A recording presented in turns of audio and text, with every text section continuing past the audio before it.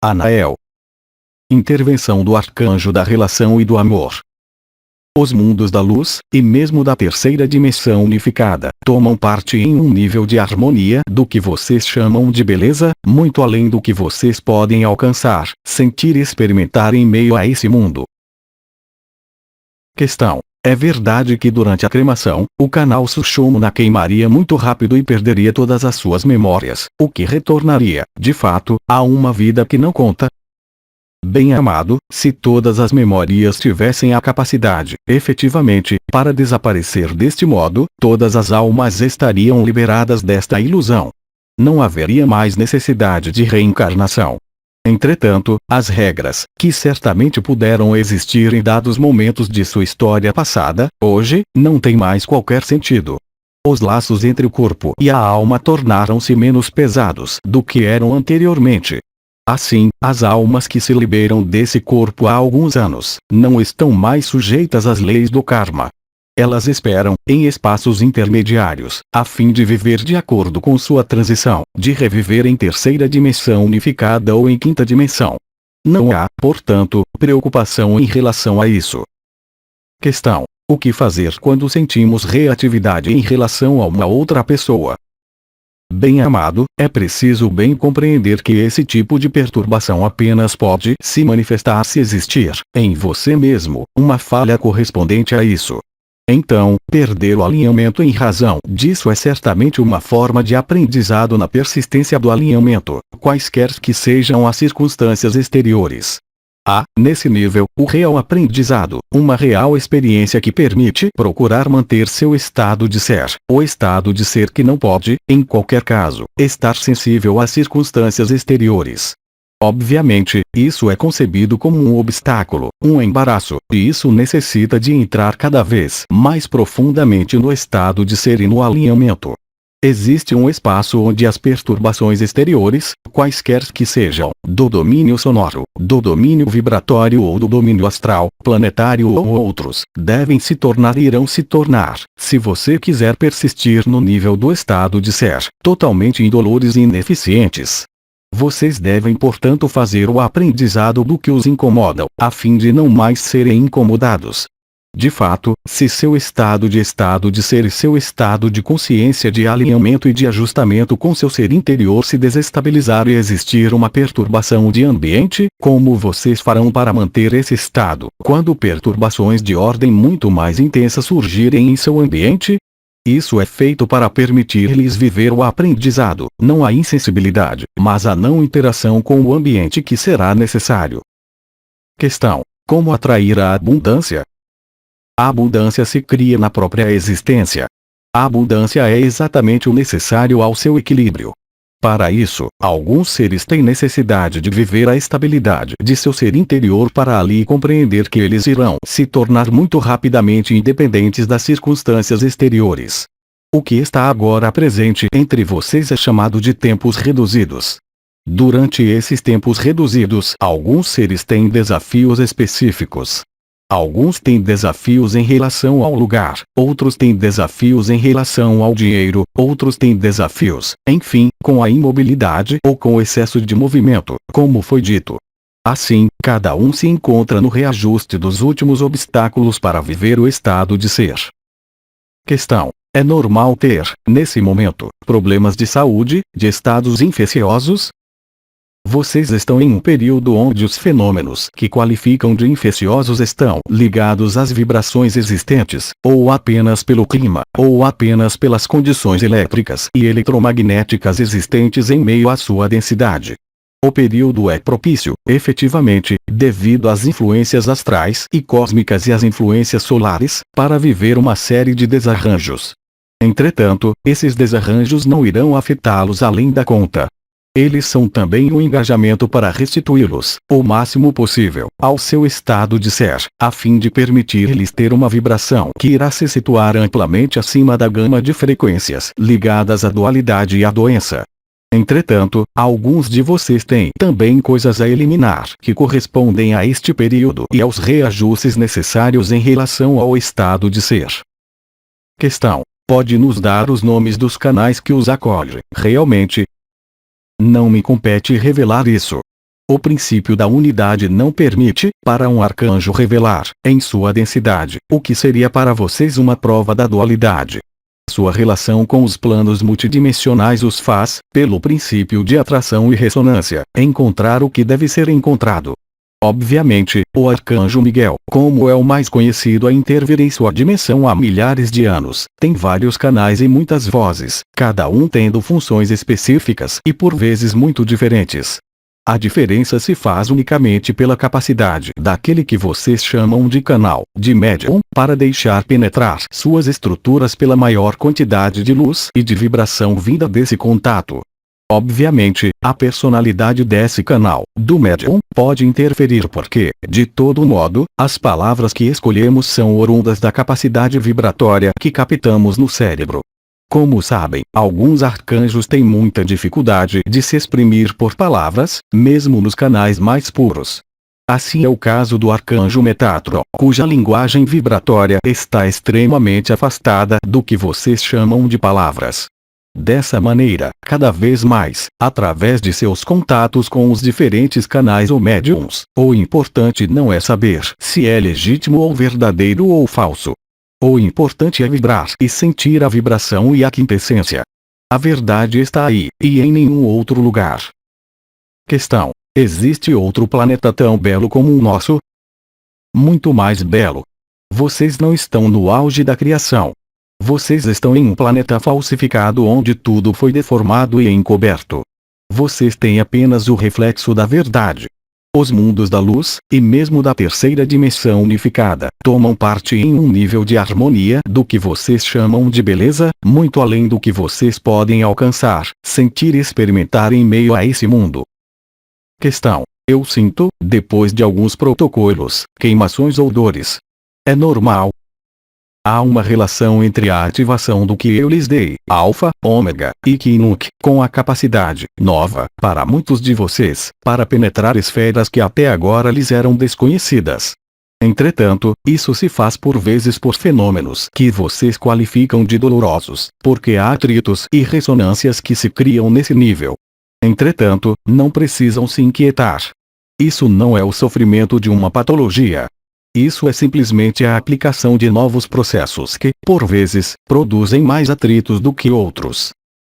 Questão: humanidades foram capazes de entrar na luz na suavidade? O que você chama de entrar na luz? A partir do momento em que você está na terceira dimensão unificada, até a fonte, você está na luz. Existem então humanidades, humanoides ou não, que foram privadas, pela falsificação de algumas raças, desse dom natural. Em meio aos multiversos e multidimensões, chamamos isso de terceira dimensão dissociada. A passagem da dissociação à unificação é um processo que não pode ocorrer na suavidade, em nível coletivo. Entretanto, pode acontecer na suavidade a partir do momento em que o indivíduo, uma determinada consciência é capaz, de maneira prévia à dissolução da ilusão, viver já em unidade.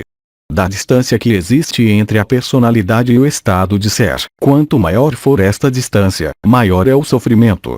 E isto não está ligado à revelação da luz, isto está ligado ao isolamento da luz.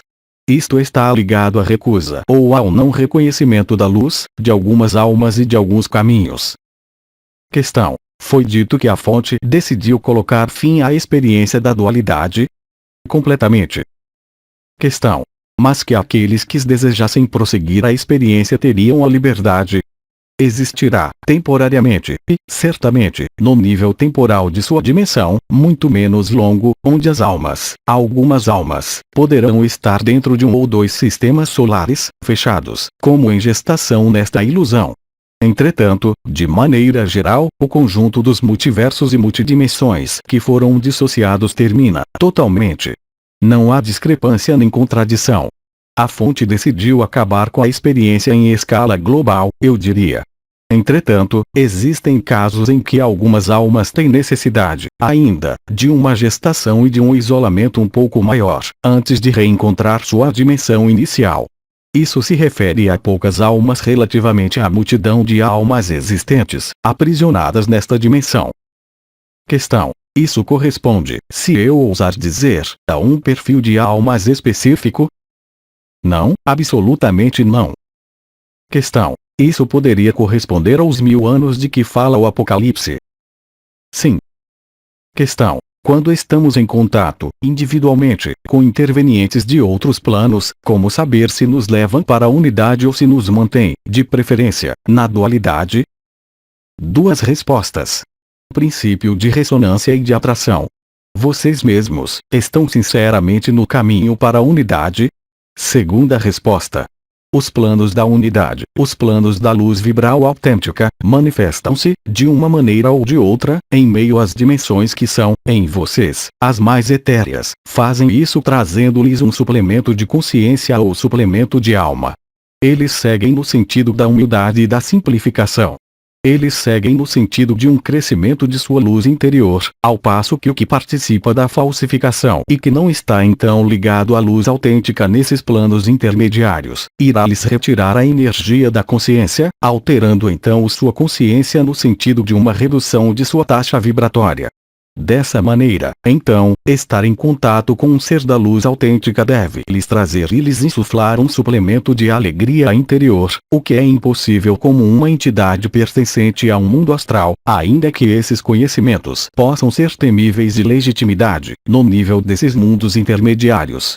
Assim, vocês não podem confiar em seu intelecto, vocês não podem confiar na legitimidade do que é dito, mas vocês podem confiar unicamente na vibração e na qualidade que esta vibração tem sobre vocês e em vocês, bem como para o canal, que, entretanto, em si mesmo, tem a possibilidade de perceber e de sentir o efeito vibratório do que é percebido no nível do coração, mas, obviamente, também, para o ser que está fora e que vive o processo exteriormente. O que vocês vivem, o que vocês ouvem, o que vocês leem, tem para vocês um efeito de abertura ou de fechamento. E o problema volta, nesse momento, ao mesmo. O problema não é relacionar-se com a unidade ou com a dualidade. Relacionar-se com a dualidade talvez seja necessário, para alguns de vocês, a um dado momento. Vocês podem aprender igualmente, com a dualidade e a unidade. A diferença essencial não se situa no aprendizado, mas, sim, no nível da transformação, o objetivo sendo de transformá-los e de trazê-los de volta à sua unidade. Obviamente, se você for um ser que não vai para a unidade e que decidiu prosseguir a experiência da dualidade, você pode ser muito incomodado por uma manifestação vibratória que vem da unidade. Em suma, não há bom e mal, não há necessidade de saber se isso é unitário ou é dualidade. O importante é compreender se isso, em você, o conduz ao seu caminho ou o afasta de seu caminho. Questão: seres que não seriam da unidade, procurariam se apresentar como tal? Mas obviamente, vocês não acreditam que eles vão se apresentar como seres da dualidade ou consciências da dualidade, não é? Entretanto, a presença de um ser denominado Arcanjo, Melquisedeque, ou outros intervenientes, fazendo parte realmente da luz vibral, levam, em meio às suas estruturas, vibrações específicas. Progressivamente e à medida que vocês aperfeiçoarem suas percepções vibratórias, vocês vão se aperceber de que viver o fogo do amor e a abertura do chakra do coração é estritamente impossível com as entidades da dualidade, a dualidade que não pôde fazer parte do coração, de maneira alguma. Questão: após viagens fora do corpo, contatar os anais acásticos é uma possibilidade real, ou se trata de fato de alguns planos astrais? O que é chamado de anais acásticos pertencente ao corpo causal, faz parte da mesma ilusão que o corpo mental, que o corpo astral. O que nós lhes falamos são de domínios vibratórios bem além desses mundos aí. Eu os lembro, aliás, de que o ser humano que chega a um certo nível de evolução vive o que vocês chamam de iniciações, e de que a última iniciação nesta dimensão consiste, justamente, em queimar o que vocês chamam de corpo causal e, portanto, em superar os mundos da ilusão. Assim, existem matrizes cristalinas que são o reflexo do que vocês denominam anais acásticos que estão, eles, bem ao abrigo nos mundos da intraterra e nas multidimensões. Entretanto, as informações referentes às suas vidas passadas correspondem a esta matriz e a nenhuma outra. Há uma diferença essencial entre a memória de suas vidas passadas e a memória de sua dimensão solar ou estelar. A matriz registra, para a maior parte das almas, o conjunto de suas ações. Isso corresponde ao que vocês chamam de lei do karma. A lei do karma é uma falsificação da lei de ação da graça. Nos multiversos e multidimensões não dissociados, a lei de ação/reação não pode existir, porque tudo é graça. O objetivo e a sutileza da sombra foi lhes fazer crer que o conjunto de universos evolui, em todas as dimensões, segundo esse princípio de dualidade. A dualidade, o eletromagnetismo, não se refere senão ao seu universo fechado e falsificado e certamente não ao que acontece além do véu da ilusão. Não esqueçam que o que vocês veem com seus olhos, olhando para o céu, não é a realidade do que é o céu. Questão: o que deveríamos ver no céu, uma vez que não se trata da realidade? Isso não seria visto, mas isso seria vivido. A beleza, a graça, o balé da luz nas estruturas, o balé das partículas, as multidimensões. Vocês vão ver os arcanjos, as confederações da luz em torno de seu sistema solar. Não haverá ali distância entre os sistemas solares e as galáxias. O que vocês chamam de distância entre esta e aquela galáxia é apenas uma ilusão, relacionada com sua dependência nesta dimensão, que tem suas próprias regras, certamente, e suas próprias leis que seus cientistas descobriram. Mas, obviamente, os cientistas sabem, hoje, que além desta dimensão existem outras dimensões e que o acesso a essas outras dimensões não pode ocorrer senão parando o tempo. Para além do tempo, vocês irão descobrir as outras dimensões. Isso está especificado, isso é conhecido e está perfeitamente integrado no campo da consciência da compreensão humana. Questão: o eletromagnetismo não pode então existir em um mundo unificado e ele é então o que sustenta nossa própria matriz? Completamente. A base de sua matriz está ligada ao eletromagnetismo.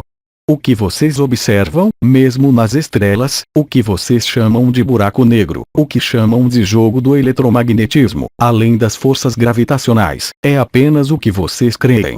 O eletromagnetismo poderia ser assimilado a uma condensação do tempo e do espaço, a uma curvatura, em anel, do espaço e do tempo. As leis do eletromagnetismo estão muito ligadas às forças que vocês chamam de gravitacionais e que precipitaram esta dimensão em que vocês estão. Questão: é então a curvatura do nosso espaço/tempo que criou as forças eletromagnéticas? Completamente. Questão: como isso foi feito? Isso nos levaria bem longe. Mas, quando vocês descobrirem os espaços multidimensionais não limitados do seu estado de ser, vocês irão compreender e viver que o Sol não pode ser fogo. Vocês irão compreender e viver que o núcleo cristalino dos planetas não é um núcleo de fogo, mas, sim, um núcleo cristalino. Vocês irão compreender que não há distância entre tal e tal luz. Vocês irão compreender que o desenrolar em espiral dos braços de sua galáxia é uma ilusão porque vocês vão vivê-lo. Aos 3 Dimensões, 7 de novembro de 2009. Transcrição e edição: Zuma Peixinho. Versão do francês: CLRG. Mensagem atemporal: